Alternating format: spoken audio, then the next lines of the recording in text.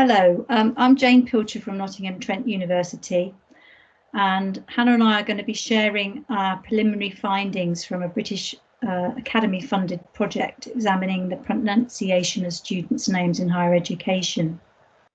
I'm going to start our talk by showing how it fits into my broader work before going on to show why the topic is an important one for sociology to look at, and then we're going to share some of our preliminary findings.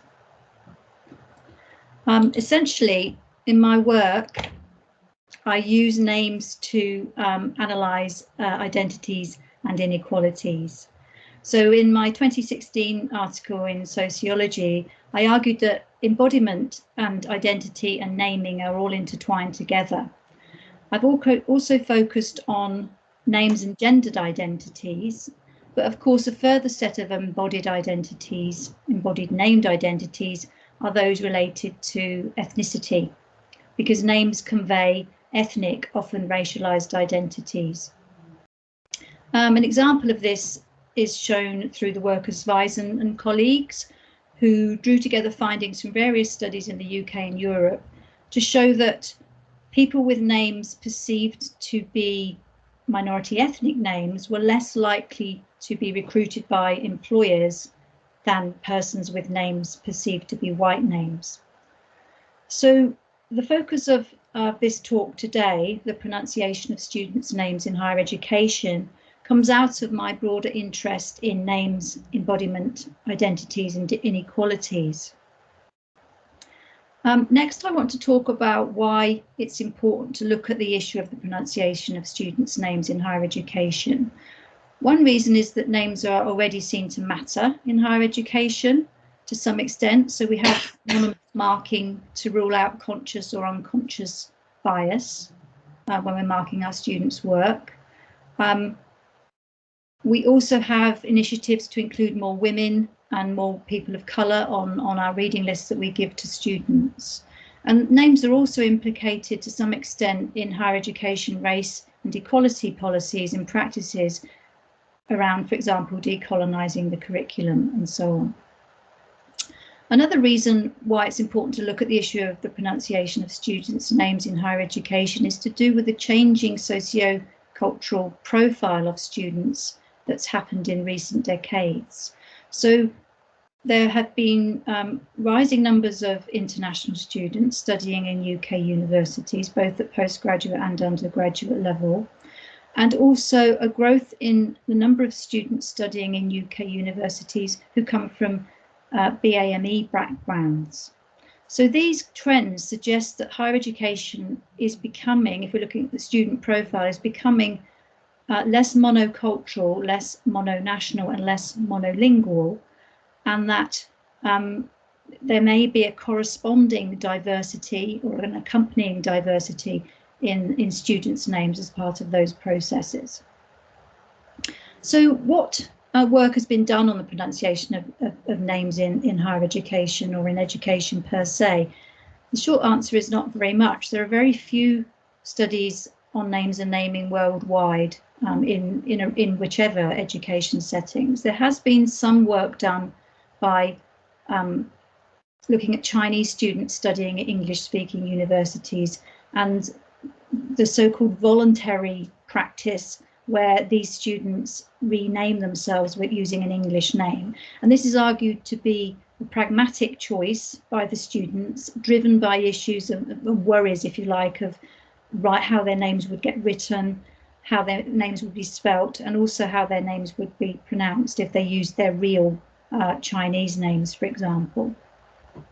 There's also a few studies done in the US looking at what's been called the involuntary naming experiences of minority ethnic students in American schools. So this isn't university level education, it's in school level education.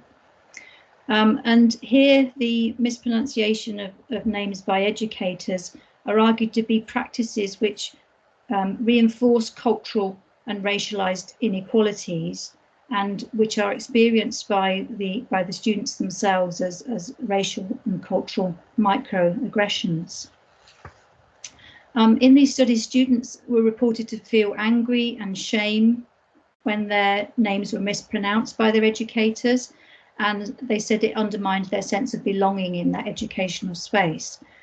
When their names were said correctly by educators, students reported feeling a sense of empowerment, self-acceptance and pride in their cultural heritage.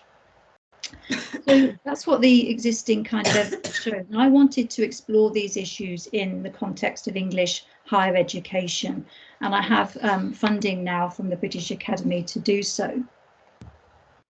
So there's three elements to my project. One is a kind of mapping survey of policies and practices in English higher education to find out what's being done, if anything at all, around this issue of the pronunciation of students' names.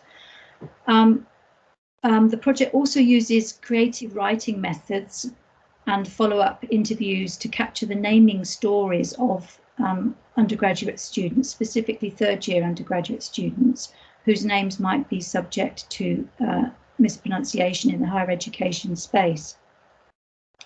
Alongside those interviews with students, we're also doing interviews with educators, with lecturers, and with professional services staff whose role brings them into contact with students.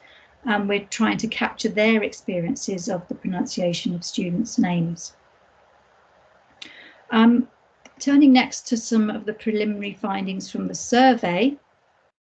This is an ongoing survey. To date, we've only had 22 responses to the survey, but the overwhelming majority of those responses are that they don't have a formal policy or any guidance to ensure that students' names are pronounced correctly during the students' time at university or college. This was in line with our hypotheses. I expected this to be the case, that there weren't any policies or practice. Our other expectation in terms of findings here was if there were any policies or practices, it would be in relation to the point of graduation, when the student is basically exiting the university. And this is indeed shown to be the case from the responses we've had so far. So graduation is often the only point at which there is anything done in universities about the ensuring the correct pronunciation of students' names. So 10 higher education institutions reported to us on their graduation practices.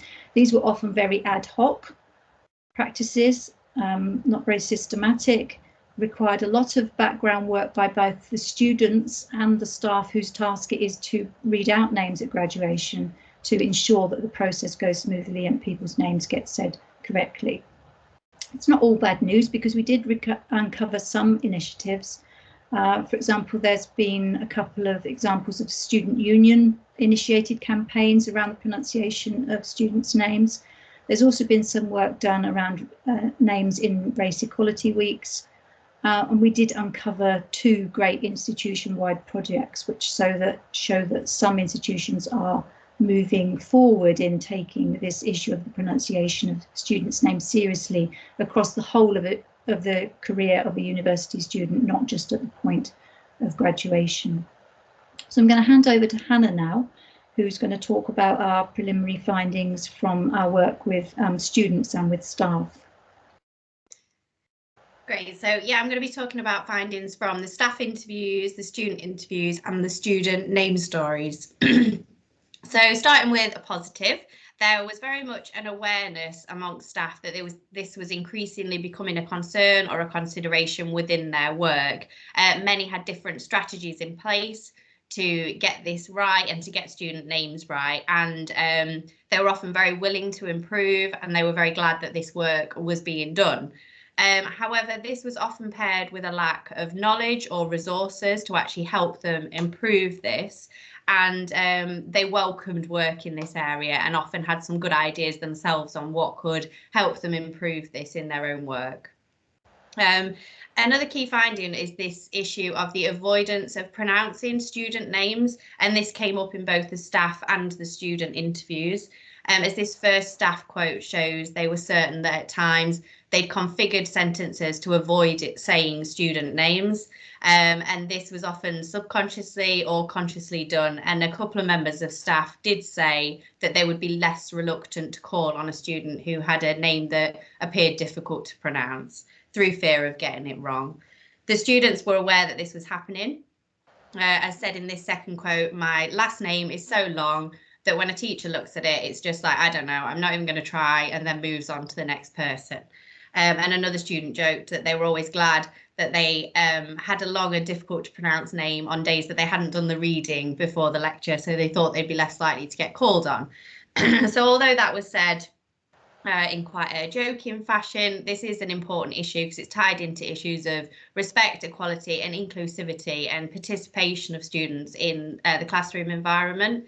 And often, as this next student said, being pronounced correctly would be seen to be part of being respectful to difference and racial and ethnic backgrounds.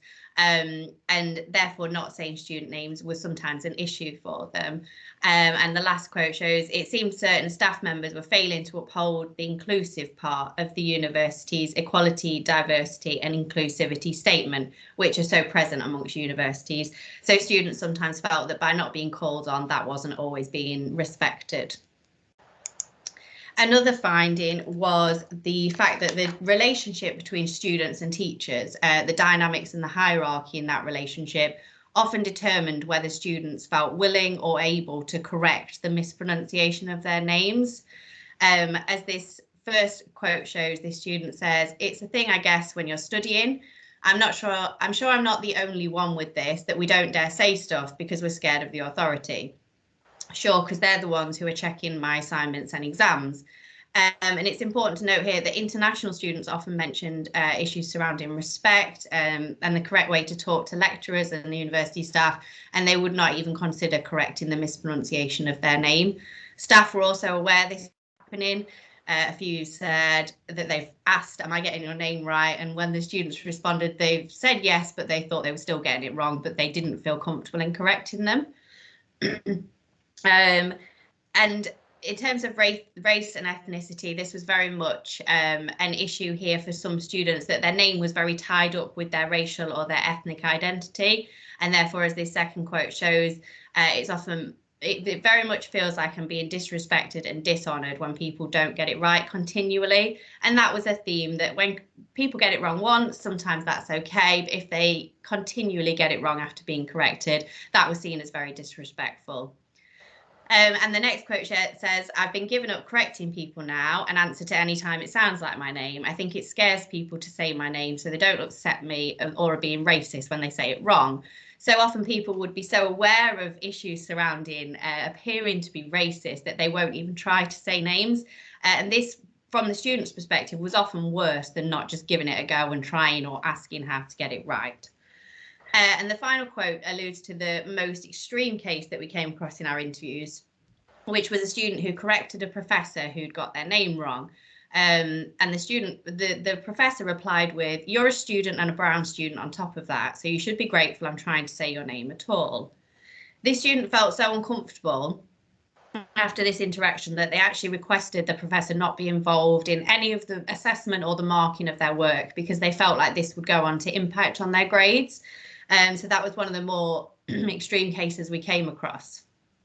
It's important to note that not all experiences were negative, and a lot of students referred to members of staff who'd been very respectful of their cultural heritage and their ethnic identity, asked lots of questions and were committed to getting their name right. So amongst these quite negative experiences, there are very positive ones already occurring in higher education. So finally, in terms of impact, the policy brief will be produced and some guidelines for best practice within these institutions, which, as I said earlier, the staff that we spoke to would very much welcome. And sociology-wise, we would hope to be contributing towards literature and knowledge surrounding how and why names matter for people's embodied identities, for their well-being, relationships and experiences, including in terms of equality, inclusivity and engagement in higher education. So thank you very much for your time and thank you for listening.